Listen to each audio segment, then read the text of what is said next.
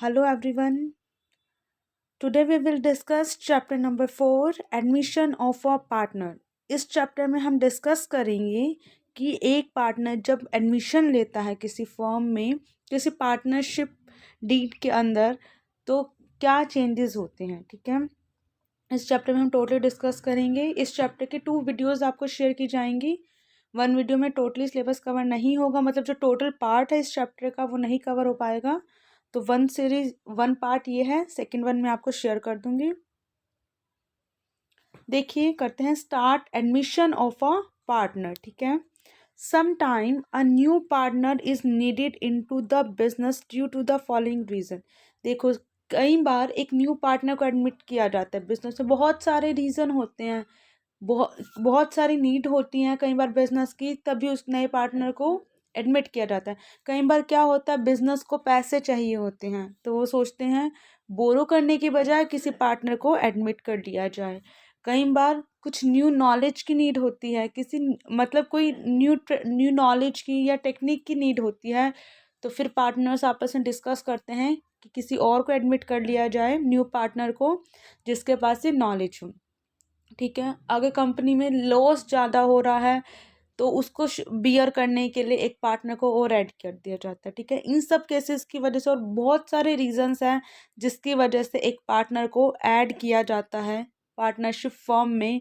Admission का मतलब same as it is admission की, जैसे ही हम लोग स्कूल में एडमिशन लेते हैं same as it is admission दिया जाता है पार्टनरशिप फॉर्म में। एक न्यू पार्टनर एडमिशन लेता है, जैसे ही वो न्यू पार्टनर एडमिशन लेता है टोटली पुरानी पार्टनरशिप डीड पे क्रॉस लग जाता है, वो टर्मिनेट हो जाती है, न्यू डीड ही बनाई जाती है। ठीक है, हम डिस्कस करेंगे इस चैप्टर में एडमिशन ऑफ अ पार्टनर के बारे में। Some time a new partner is needed into the business due to the following reasons. कई बार बहुत सारे रीजंस की वजह से एक न्यू पार्टनर को एडमिट किया जाता है बिजनेस में। वो रीजंस हम पढ़ते हैं। when more capital is needed for the expansion of the business। expansion होता है विस्तार करना। मैं इसलिए हिंदी साथ साथ बताती हूँ, बहुत सारे बच्चे ऐसे भी होते हैं जिन्होंने हिंदी मीडियम भी चूज़ किया होता है, अकाउंट्स का हिंदी मीडियम, तो उनको भी साथ के साथ ये समझ आ जाए।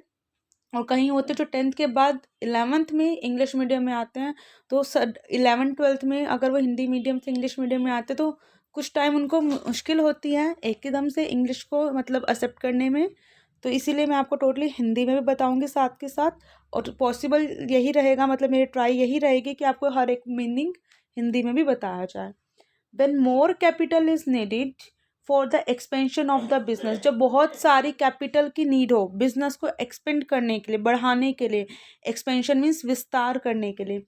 Second one is when a competent होते योग्य, एंड एक्सपीरियंस्ड होता है अनुभवी, person is needed for the efficient running of a business. Efficient होता है बिल्कुल सुचारू रूप से, रनिंग मतलब चलाना, बिजनेस होता है जो व्यापार जो हम कर रहे हैं। When a competent and experience person, जब एक योग्य और अनुभवी पर्सन मतलब व्यक्ति की आवश्यकता होती है, किस लिए, बिजनेस को सुचारू रूप से चलाने के लिए। बिजनेस को सुचारू रूप से चलाने के लिए जब किसी अनुभवी और योग्य व्यक्ति की आवश्यकता होती है। ठीक है, third one is to increase the goodwill and reputation of the business by taking a reputed and renowned person into the partnership. कई बार क्या होता है, हमें बिजनेस पार्टनर्स को क्या करना होता है, अपने बिजनेस की गुडविल बढ़ानी होती है, रेपुटेशन बढ़ानी होती है। तो रेपुटेशन बढ़ाने के लिए, गुडविल बढ़ाने के लिए वो क्या करते हैं, एक रेपुटेड मतलब एक कहीं ऐसे पर्सन को अपने बिजनेस में, अपने पार्टनरशिप में ऐड कर लेते हैं जिसका बहुत ज़्यादा नाम होता है। ठीक है, to encourage the capable employee by taking him into the partnership। to encourage a capable employee by taking him into the partnership। मतलब ये 4 कंसेप्ट से आपको क्लियर हो गया है कि हम एक न्यू पार्टनर को क्यों ऐड करते हैं। ठीक है, आगे पढ़ते हैं। Admission of a partner is one of the modes of reconstitution of a partnership firm. Admission of a partner, जब एक पार्टनर को का एडमिशन होता है या उसको एडमिट किया जाता है, is one of the mode of the reconstitution. Constitution होता है बनाना, रिकॉन्स्टिट्यूशन मतलब दोबारा से बनाना, ऑफ अ पार्टनरशिप फर्म। जब एक न्यू पार्टनर को ऐड किया जाता है तो जो आपकी पार्टनरशिप फर्म होती है वो एक तरह से दोबारा से बनती है, ठीक है। पुराने वाली टर्मिनेट हो जाती है, टर्मिनेट मतलब ख़त्म हो जाती है। Under which existing agreement comes to end. देखो यही वही लाइन बोल रहा है जिसके में क्या होता है, पुराना एग्जिस्टिंग होता है, जो पुराना एग्रीमेंट, जो पुराना एग्रीमेंट होता है कम्स टू एंड, वो क्या हो जाता है, ख़त्म हो जाता है। And a new one comes into existence, और नए वन अस्तित्व में आ जाता है। मतलब जब एक नया पार्टनर ऐड किया जाता है तो पुराने वाले जो एग्रीमेंट होता है उसको छोड़ दिया जाता है, मतलब उसका एंड आ जाता है, उसको एंड कर दिया जाता है, और नए वन को क्या कर दिया जाता है, नए वन को बनाया जाता है, ठीक है। A new partner deed is prepared at the time of admission of a new partner. जब न्यू पार्टनर का एडमिशन होता है तो एक पार्टनरशिप डीड बनाई जाती है as the old partnership deed come to an end, जिसमें ओल्ड पार्टनरशिप डीड क्या हो जाता है, उसका एंड हो जाता है, ठीक है। According to section 31 subsection 1 of the Indian partnership act, ये इंडियन पार्टनरशिप एक्ट के अंदर हमें बता रहा है, a new partner can be admitted only with the consent of all the existing partner. Consent होता है कि सबकी सहमति हो, जितने भी एग्जिस्टिंग पार्टनर है अगर सबकी सहमति होगी तभी न्यू पार्टनर को एडमिट किया जाता है, अदरवाइज नहीं किया जा सकता। ऐसा नहीं हो सकता कि अगर 10 पार्टनर है कोई एक पार्टनर चाहता है उसको बुलाना तो एडमिशन हो जाएगा, नहीं। जब तक मीटिंग में ऑल पार्टनर की कंसेंट नहीं होती, सभी पार्टनर एग्री नहीं होते, तब तक एग्जिस्टिंग जो पार्टनरशिप डीड होते हैं टर्मिनेट नहीं होती और नए वन पार्टनर को नहीं बुलाया जाता, क्योंकि जैसे ही नया पार्टनर आएगा एग्जिस्टिंग पार्टनरशिप डीड तो टर्मिनेट होगी ही होगी, ठीक है। जो उनका पुराना रेशो होगा वो तो चेंज होगा ही होगा, ठीक है। Right of a new partner, new partner के क्या राइट होते हैं। A new partner gets the following two rights. कई बार क्या होता है हम सिर्फ प्रैक्टिकल पे मतलब फोकस करते हैं, लेकिन जब ऑप्शन टाइम क्वेश्चन आते हैं तो हम क्लियर नहीं कर पाते उसको, और मतलब एक तरह से हम जो भी हमें उस टाइम ठीक लगता है हम टिक कर देते हैं। जब तक हमारा थ्योरी का बेस क्लियर नहीं होगा तब तक हम लोग प्रैक्टिकल क्वेश्चन तो कर सकते हैं, कई बार हम प्रैक्टिकल क्वेश्चन में भी कंफ्यूज हो जाते हैं, या प्रैक्टिकल क्वेश्चन में भी कुछ कुछ ऐसे लाइंस पूछ ली जाती है, जब तक थ्योरी पार्ट क्लियर नहीं होगा ऑप्शन टाइप तो आप कर नहीं सकते, इसलिए थ्योरी पार्ट को अकाउंट में क्लियर करना बहुत ज़रूरी है। Right of a new partner, new partner के क्या राइट होते हैं।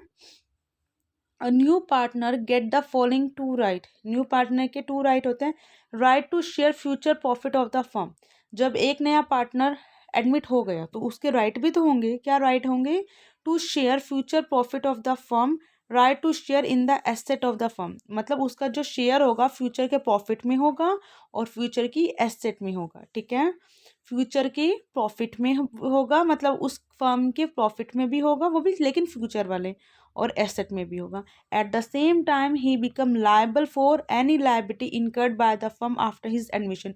इसके साथ साथ जब उसका एडमिशन हो गया और एडमिशन के बाद फर्म को कोई भी लायबिलिटी फेस करनी पड़ रही है तो उसमें भी वो उसके लिए भी लायबल होगा। अगर वो प्रॉफिट के लिए प्रॉफिट में वो उसको पार्ट मिलेगा, अगर एसेट में उसको पार्ट मिलेगा तो उसको लॉस में भी पार्ट बियर करना पड़ेगा, मतलब उसको लॉस भी बियर करना पड़ेगा।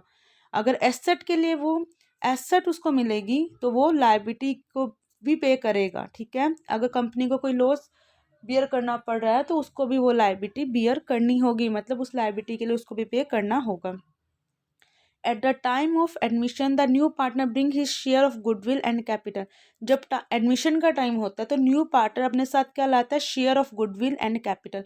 न्यू पार्टनर अपने साथ कैपिटल लाता है और गुडविल का भी कुछ शेयर लाता है, क्या लाता है, गुडविल का शेयर और कैपिटल, ठीक है। Old partner sacrifice a share of their profit in his favour and thus he get a share. जो ओल्ड पार्टनर होते हैं, जब ओल्ड पार्टनर एक और पार्टनर को ऐड करें अपनी फर्म में तो ओल्ड पार्टनर को कुछ शेयर लेस करना होगा ना, अपना कुछ शेयर उसको देना ही होगा, तभी तो न्यू पार्टनर को कुछ मिलेगा। मतलब जो न्यू पार्टनर ऐड होता है उसको ओल्ड पार्टनर अपना हिस्सा देते हैं, अपना शेयर देते हैं, वो हिस्सा ओल्ड पार्टनर का तो सेक्रीफाइसिंग हो जाता है और न्यू पार्टनर को वो गेन हो जाता है, और न्यू पार्टनर को क्या हो जाता है, वो गेन।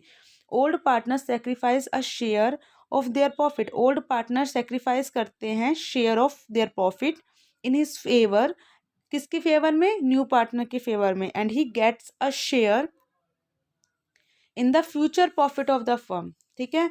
लेकिन वो जो शेयर करते हैं उसके बदले उसको क्या उनको मिलता है, future profit of the firm, ठीक है।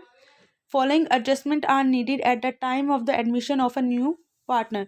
जब न्यू पार्टनर का एडमिशन होता है तो मतलब कुछ फॉलोइंग एडजस्टमेंट, बहुत सारी एडजस्टमेंट, कुछ एडजस्टमेंट की नीड होती है जब न्यू पार्टनर को एडमिट किया जाता है। Calculation of the new profit sharing ratio. अब जब न्यू पार्टनर आया तो न्यू प्रॉफिट शेयरिंग रेशो होगा, ओल्ड वाला तो टर्मिनेट ही हो गया।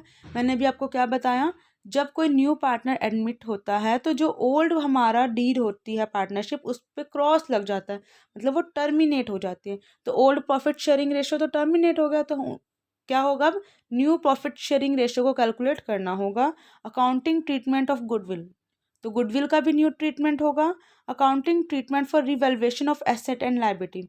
रिवैल्यूएशन मतलब दोबारा से उनका मूल्यांकन करना, एसेट और लायबिलिटी का, संपत्ति और दायित्व का दोबारा से मूल्यांकन करना। Accounting treatment of reserve and accumulation profit, जो रिजर्व्स होते हैं, एक्युमुलेशन प्रॉफिट्स होते हैं, उनका ट्रीटमेंट करना। एक्युमुलेशन प्रॉफिट होते हैं बहुत सालों के जो प्रॉफिट जोड़े जाते हैं, उनका treatment.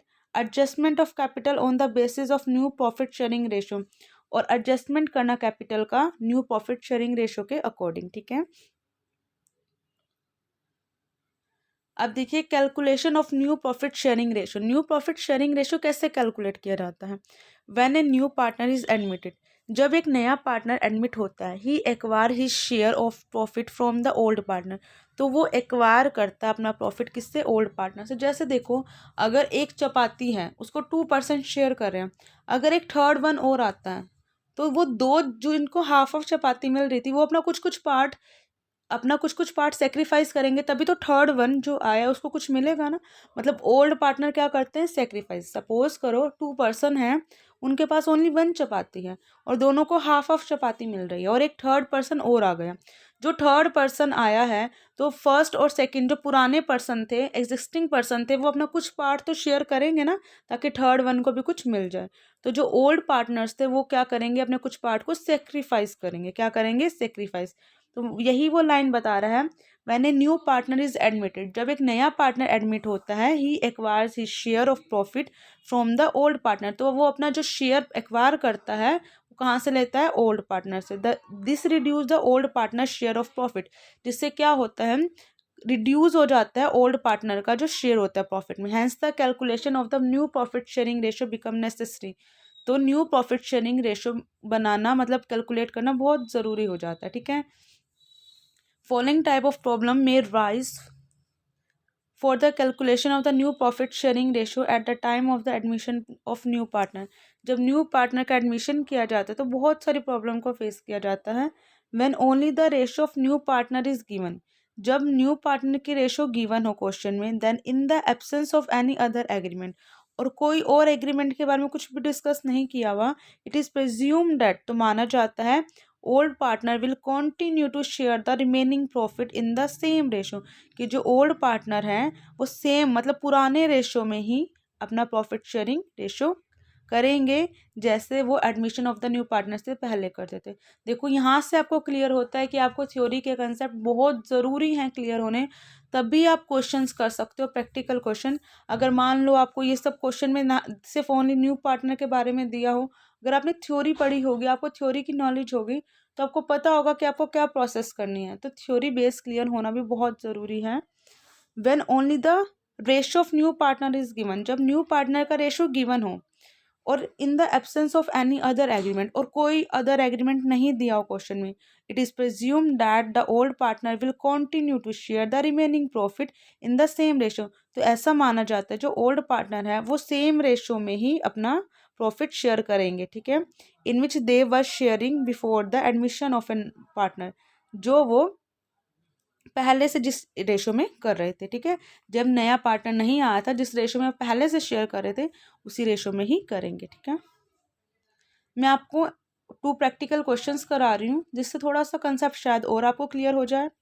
A B and C are partners in proportion 3/6, 2/6 and 1/6। A B C partner हैं जो अपना रेशो मतलब प्रॉफिट शेयरिंग रेशो जिनका 3:1। ध्यान से देखो, अगर इस 6 को मत देखो, एक बार 3 और 2, 5, 5 और 1, 6, मतलब ये 6 ऐसे है। 6 कैसे आया, इन सब का सम 3 + 2 5 और 1 6, D was admitted in the firm as a new partner. जो डी है एक न्यू पार्टनर एडमिटेड हुआ फर्म में जिनका शेयर है 1/6, ठीक है। Calculate the new profit sharing ratio of the partner. अब उसने बोला है new profit sharing ratio find out करो।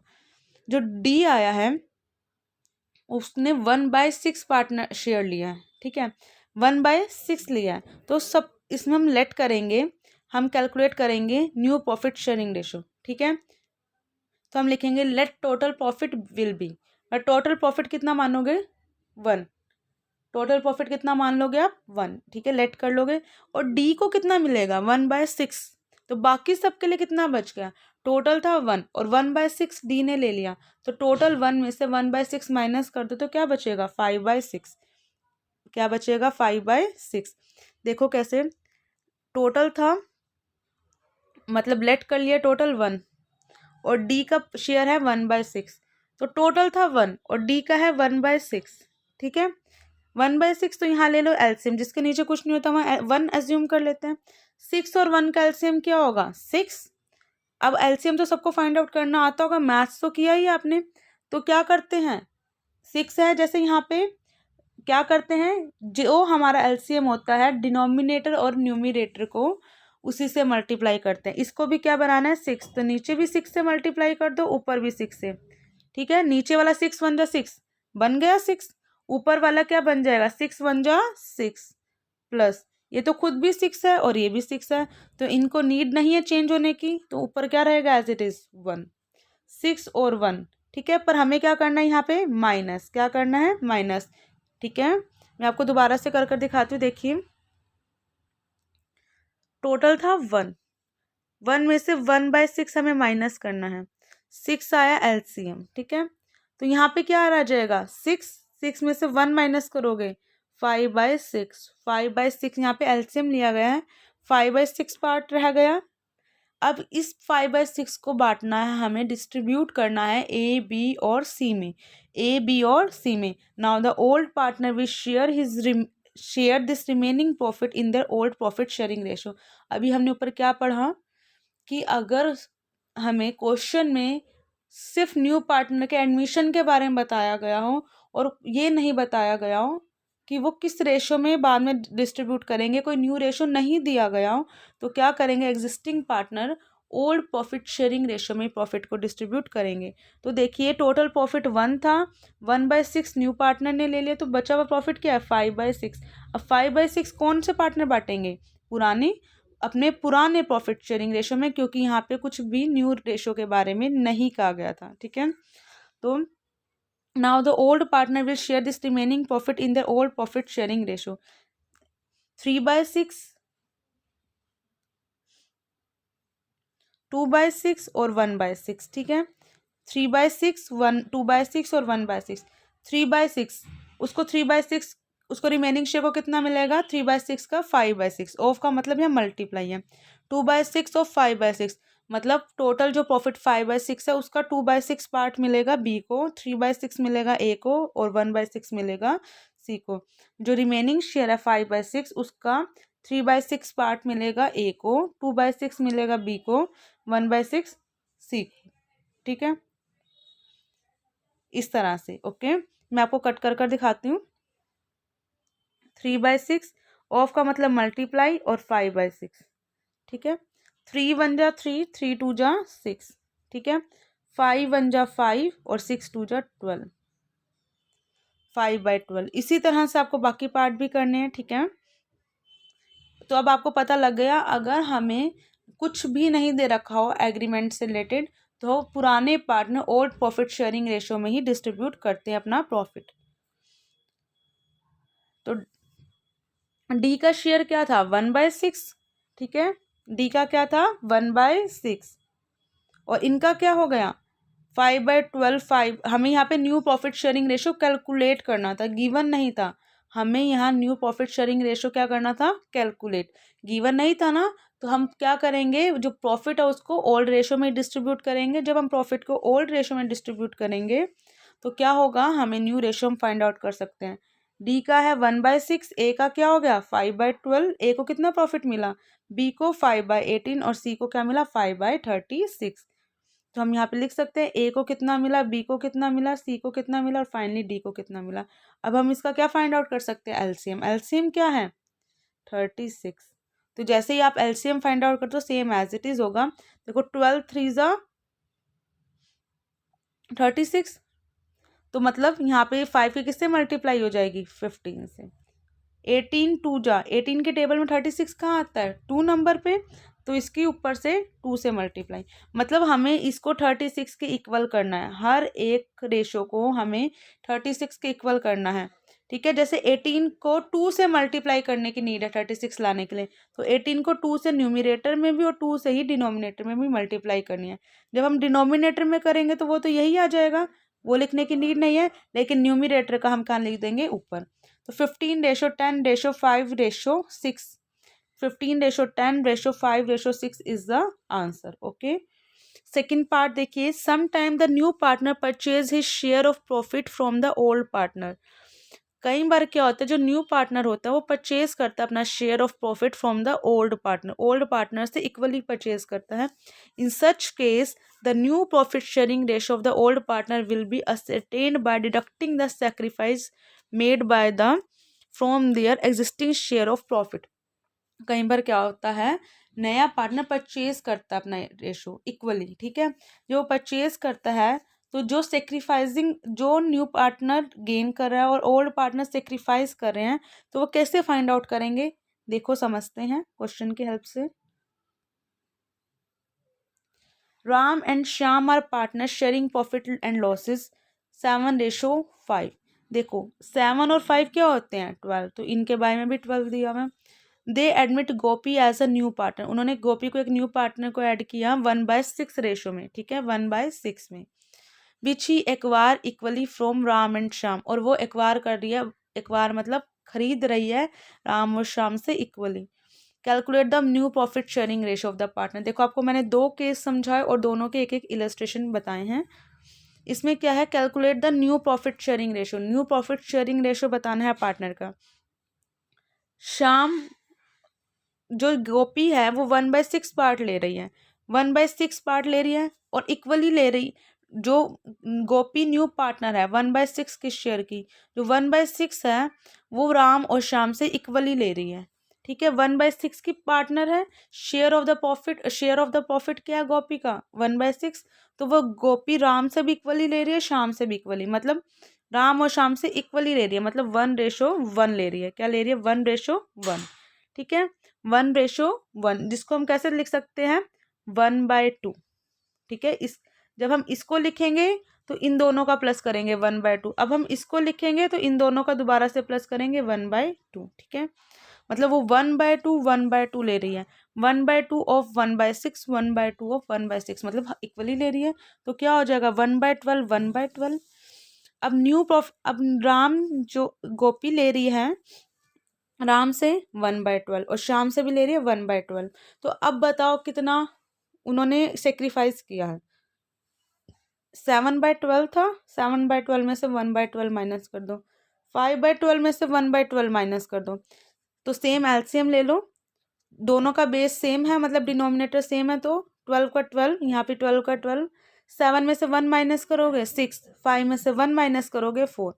तो अब गोपी ने कितना, देखो गोपी का शेयर क्या हो गया 1/12, 1/12, 1/12, 1/12 का प्लस करोगे तो 2/12 आ जाएगा। क्या आ जाएगा 2/12, क्या आ जाएगा 2/12, 2/12 को कट करो, 2 1 जा 2, 2 6 जा 12, तो क्या हो जाएगा 1/6, क्या हो जाएगा 1/6। तो न्यू प्रॉफिट शेयरिंग रेशियो हो गया 6/12, 4/12। इसका 12 बनाने के लिए इसको न्यूमिनेटर और डिनोमिनेटर दोनों में किससे मल्टीप्लाई करना पड़ेगा 2 से, तो 2/12, 6 4 2 न्यू प्रॉफिट शेयरिंग रेशियो। इसको भी आगे कट कर सकते हैं फर्दर, कैसे करा हुआ इन्होंने कट, 6 4 2 है, 2 3 जा 6, 2 2 जा 4, 2 1 जा 2, कॉमन टेबल पे इसको कट किया, ठीक है 3 2 1, 3:2:1। तो अब आपको दोनों मेथड आई होप क्लियरली समझ आ गए होंगे कि जब हमें कुछ भी ना बताया हो और जब हमें इक्वली एक्वायर कर रहे हो ओल्ड पार्टनर से, तो क्या कैलकुलेशन होता है, सेक्रीफाइस रेशो कैसे निकलता है। जो वो इक्वली एक्वायर कर रही है तो सेक्रीफाइस रेशो कैसे फाइंड आउट करते हैं, ठीक है। इक्वली एक्वायर के केस में तो ऐसे फाइंड आउट करते हैं, और जब वो सिर्फ एक पार्ट ले रही है तो क्या करते हैं, टोटल प्रॉफिट में से वही उतना पार्ट माइनस कर देते हैं और बाकी बचा हुआ प्रॉफिट दोनों पार्टनर्स के बीच में डिस्ट्रीब्यूट कर देते हैं, ठीक है।